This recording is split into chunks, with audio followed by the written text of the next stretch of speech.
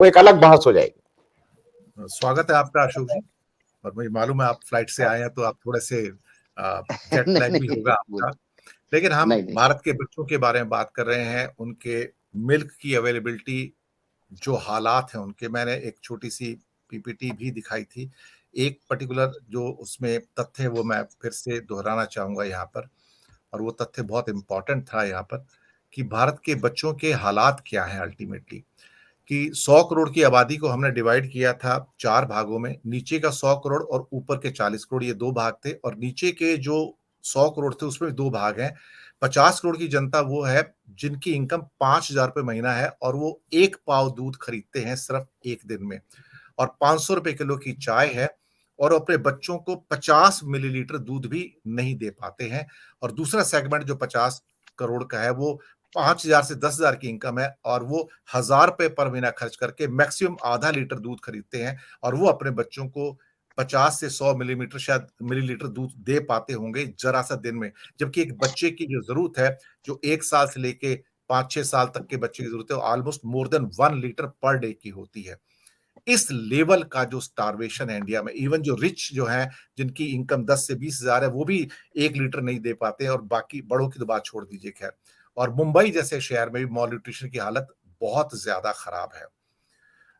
ये जो परिस्थितियां हैं ये कहीं से भी सुखद नहीं लगती, चिंताजनक लगती हैं। इसलिए चिंताजनक है कि अगर भारत के सारे बच्चे जिनको ले लिया जाए, कुछ छोटे मोटा सेगमेंट छोड़ के, तो उनको दिन में 100 मिलीलीटर दूध भी उपलब्ध नहीं है। अब वो 5 किलो अनाज पे जीवित नहीं रह सकते, वो अनाज नहीं खाते बच्चे, छोटे बच्चे हैं।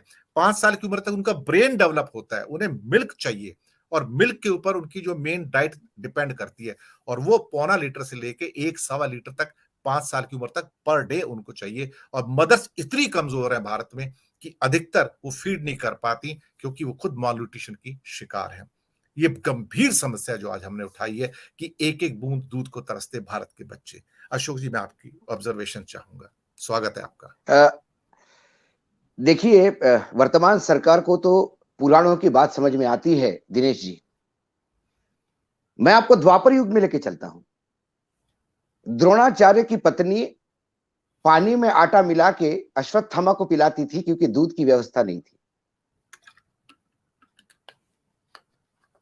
यह महाभारत कालीन एक कथा है कि फिर वो अपने मित्र के, जो गुरु मित्र थे, जो गुरु भाई थे, उनके पास गए, द्रुपद के पास। उन्होंने गाय मांगी, द्रुपद ने नहीं दी। फिर उन्होंने पांडवों को ट्रेंड किया, पांडवों ने हरवाए। बहुत एक लंबी स्टोरी है। लेकिन माल न्यूट्रिशन और दूध की अवेलेबिलिटी, दूध का प्रॉब्लम तब भी था।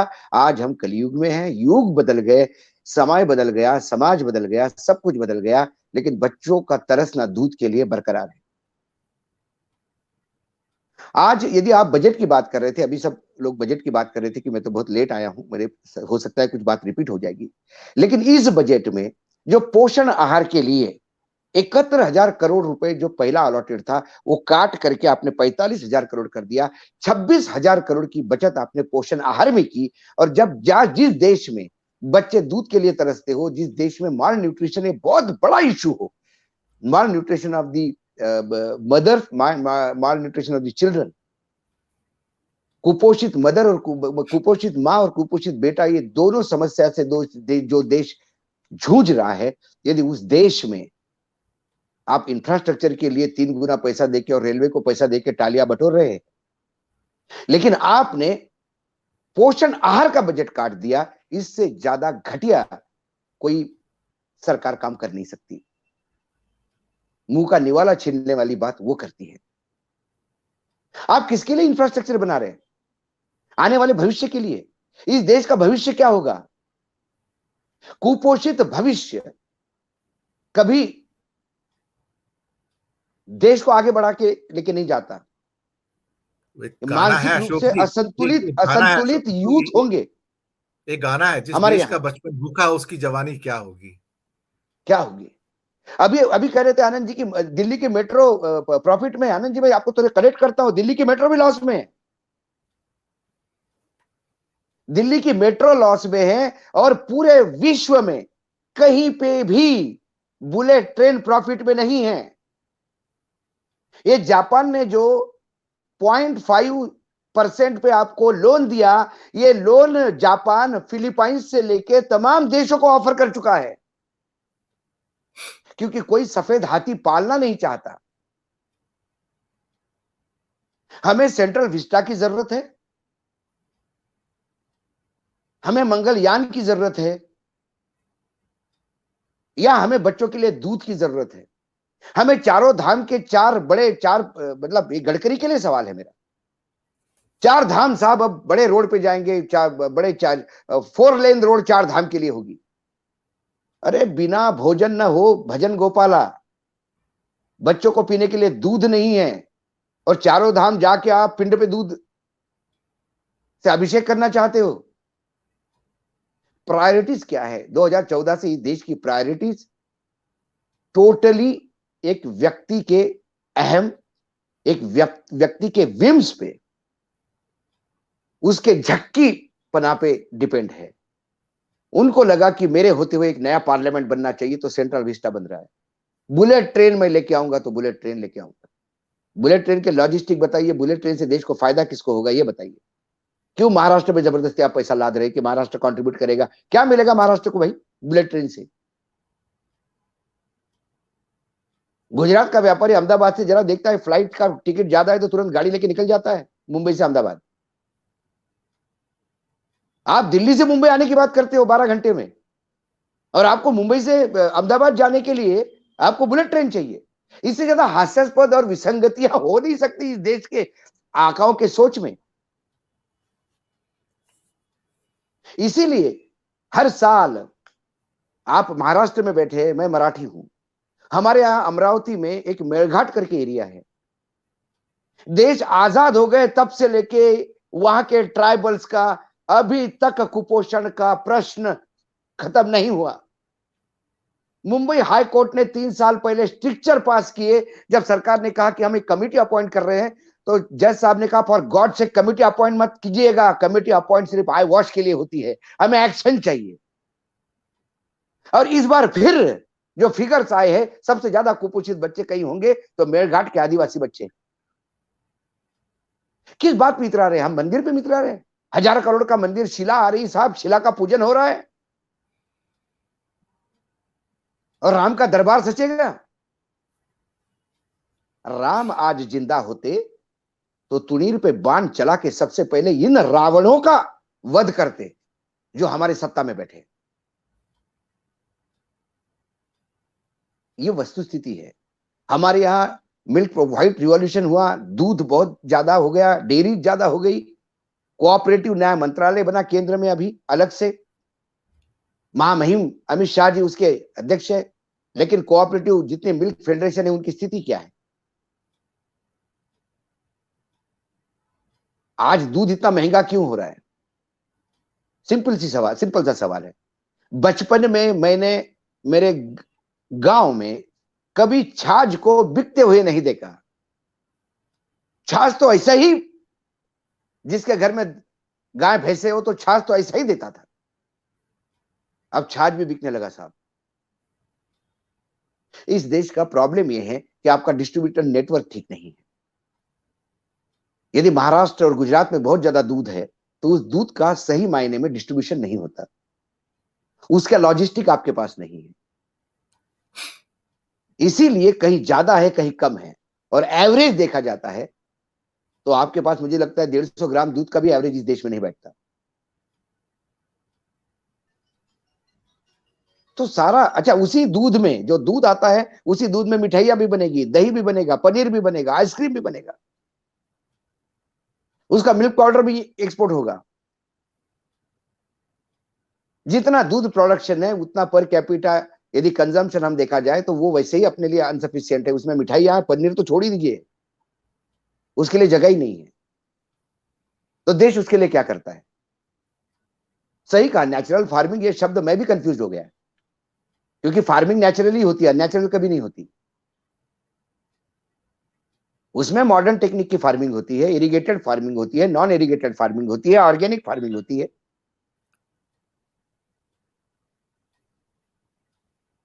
कुल मिला के भविष्य इतना अंधकार में है। और मैं बहुत बढ़िया मतलब साधुवाद देता हूं आपको, आपने ये विषय उठाया। नहीं तो मैं सुबह से लेके संघ चालक ने क्या कह दिया, इसलिए मैं कल 4 घंटे वेस्ट कर चुका हूं मेरे। और अडानी फिर आज रिएक्ट कर गया, अडानी के शेयर 15% कैसे उछले इसके ऊपर। योगी ने अडानी का टेंडर क्यों कैंसिल किया उस पर ऊपर बोल रहा हूं, जिससे मात्र टालियां बटोरी जा सकती है। लोगों को लगता है कि ओहो इंफॉर्मेशन मिल गई, लेकिन समाज का भला नहीं हो सकता। समाज का भला इन चीजों से होना है। ये कार्यक्रम देख के यदि लोग महादेव के पिंड पे दूध चढ़ाना छोड़ दे और बच्चों को दूध देना शुरू कर दे, 2 लोग भी लोगों में परिवर्तन आया, तो मैं सोचूंगा कि इस कार्यक्रम में बैठ के बात करना सार्थक हो गया। सबसे बड़ा प्रॉब्लम यह है हमारे यहाँ, सरकार के पास विजन नहीं है, सरकार के पास सोच नहीं है।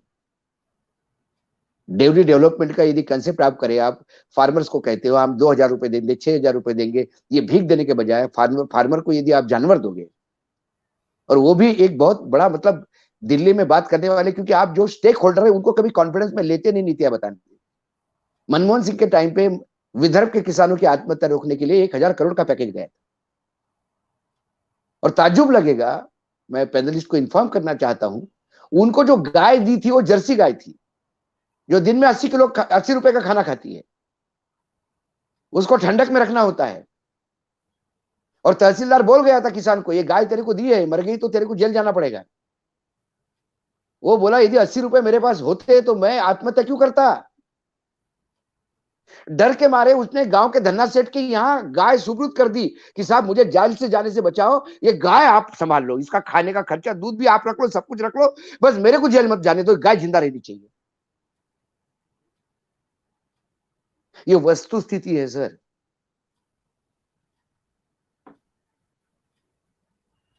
क्योंकि कौन सी गाय, कौन सा जानवर, कौन सी एरिया में कहा जाएगा, कैसा जाएगा।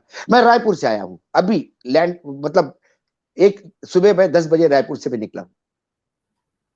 रायपुर को मैंने पूछा, बहुत सारे ब्यूरोक्रेट थे, मैं एक शादी में गया था, बहुत सारे रिटायर्ड ब्यूरोक्रेट वगैरह सबसे मिलना हुआ। उन्हें कहा कि हमारे सरकार के पास फंड नहीं है, हमने गोमूत्र और गोबर में फंड लगा दिए हैं।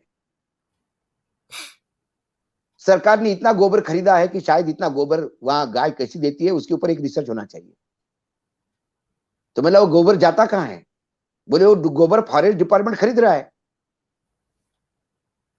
अभी देखना, बोले 1-2 साल में हमारे फॉरेस्ट डिपार्टमेंट की पेड़ों की हाइट दुगनी हो जाएगी। तो मैं खूब हंसा।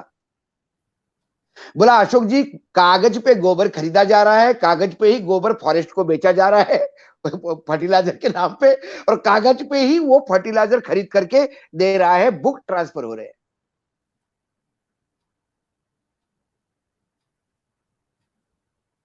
धान की कीमत ज्यादा है तो जिसके पास 5 एकड़ जमीन है वो इतना धान बेच रहा है सरकार को कि इजराइल का भी रिकॉर्ड तोड़ रहा है। वो दूसरे स्टेट से धान लाके यहां बेच रहा है। ये वस्तु स्थिति है आंकड़ों की। यथार्थ के धरातल पे उतर के देखोगे तो ये सब ढकोसला है। ये सिर्फ बड़े बड़े विज्ञापन, बड़े बड़े होर्डिंग्स में और कॉन्क्लेव में जब मुख्यमंत्री बोलता है कि मैंने गोबर में ये किया और मैंने वो क्रांति ला दी, वही बता सकता है। आंकड़ों की डिटेल में जाओगे तो आपको ये लगेगा कि आपसे बड़ा मूर्ख कोई नहीं है। पर कैपिटा डिस्पोजल ऑफ गोबर यदि देखा जाए एक जानवर का, तो ये कितना भाई गोबर खाते हैं? ऐसा क्या है छत्तीसगढ़ के जानवरों को कि इतना गोबर दे रहा है सुबह शाम? इसलिए प्रायोरिटीज नहीं है इस सरकार के पास। और बच्चों को दूध देने से मतदान नहीं मिलता, क्योंकि बच्चे वोटिंग राइट नहीं है। बच्चा अंडा खाए कि नहीं खाए इस पे बहस हो सकती है, लेकिन बच्चे के न्यूट्रिशन, वो माल न्यूट्रिशन क्यों हो रहा है इस पे बहस नहीं होती। सारा प्रॉब्लम प्रायोरिटीज का है, समझने का है, वोट बैंक एड्रेस करने का है। देश की किसी को नहीं पड़ी जी, देश के भविष्य को नहीं पड़ी, बच्चों की नहीं पड़ी, एजुकेशन की नहीं पड़ी। आप बजट देखिए, और आपसे ज्यादा बजट दिनेश जी किसने समझाया होगा हमको? ये कुपोषण का ये फिगर मेरा नहीं है अपना निकाला हुआ, ये आप ही से मैंने फिगर लिया था कि न्यूट्रिशन में 26,000 करोड़ का कटौती की है। बताइए। और दिल्ली, और ये G20 के लिए पैसा जा रहा है। ये G20 के लोग आएंगे, उनको इंडिया अच्छी दिखनी चाहिए, उसके लिए हजारों करोड़ रुपए का बजट है। अरे भाई G20 ये कोई आपको ग्रेटनेस की वजह से नहीं मिली है, ये रोटेशन में मिलती है। हमसे भी कमजोर देश इसके पहले G20 के अध्यक्ष रह चुके हैं। G20 अरे क्या G20, सिर्फ मन की बात, हवाबाजी। इसलिए इस देश के लिए जब तक जनता नहीं जागरूक होगी, लोग नहीं उठेंगे, लोग जब बात नहीं करेंगे, लोग सवाल नहीं पूछेंगे, लोग आंखों में आंखें डाल के अपने नेताओं को उनकी जवाबदेही नहीं समझाएंगे, तब तक ऐसा ही इस देश का भविष्य कुपोषण से मरता रहेगा और ऐसे ही हम कार्यक्रम करते रहेंगे।